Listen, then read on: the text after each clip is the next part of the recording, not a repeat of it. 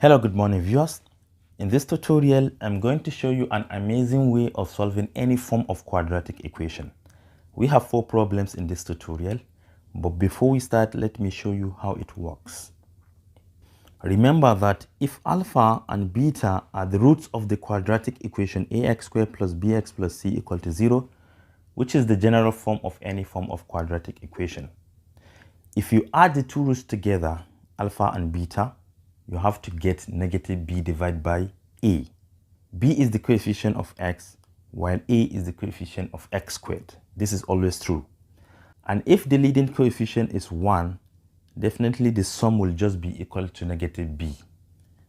And if you multiply them together, the two roots, you're going to obtain c divided by a, where c is the constant and a is the leading coefficient. And if a is equal to 1, the product will remain equal to c. From here, we can derive two roots, right? The first root is negative b divided by 2 plus y, and also negative b divided by 2 minus y. And if you add them together, since they are our new roots, you must get negative b if the leading coefficient is 1. And also, if you multiply them together, you're going to get c.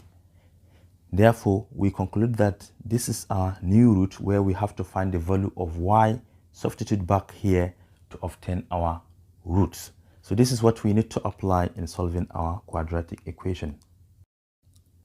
The first one is x squared plus 5x plus 4 equal to 0. So let's form our two roots.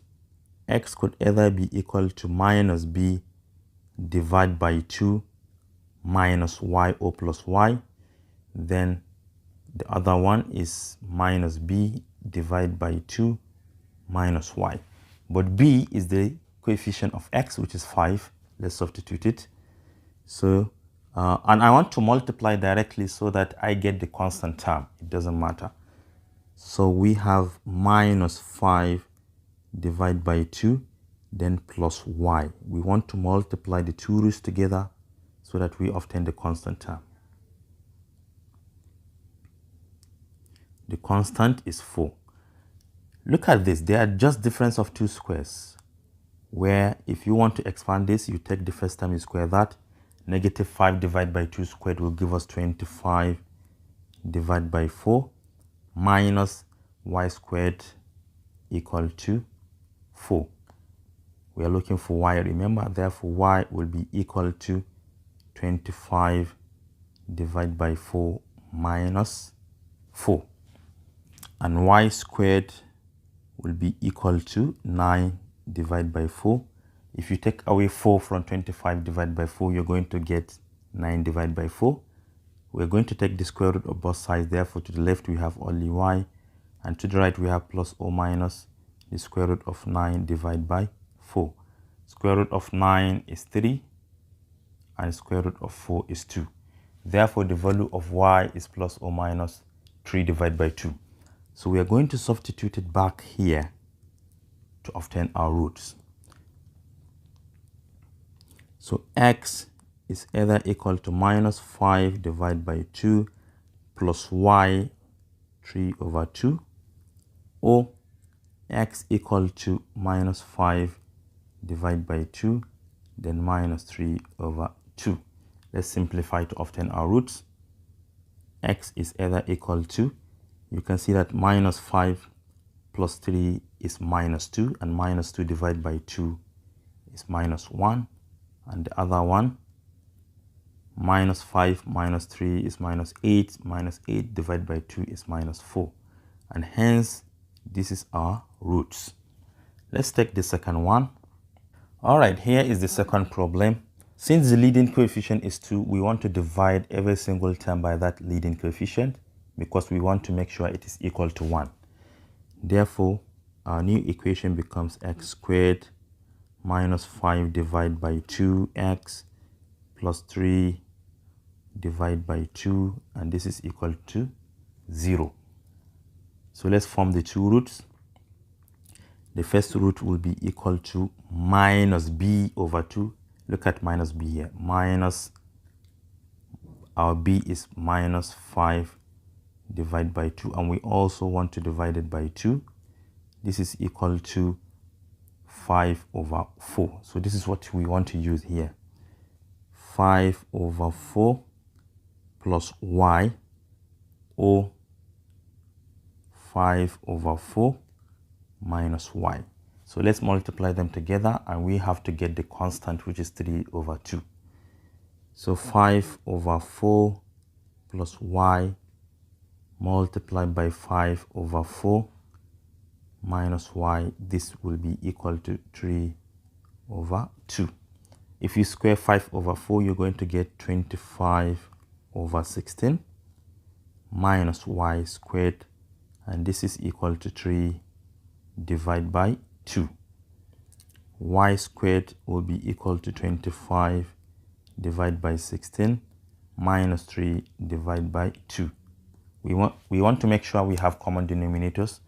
So to do so, we can multiply the top and the bottom of this fraction by 8, so that we have something like 25 divided by 16 minus 24 divided by 16.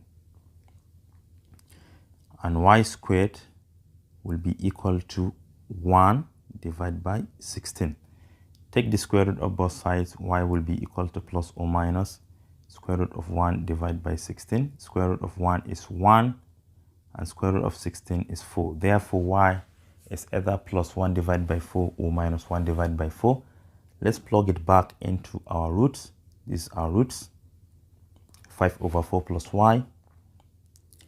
X is either equal to 5 over 4 plus y 1 over 4, or x equal to 5 over 4 minus 1 over 4, right?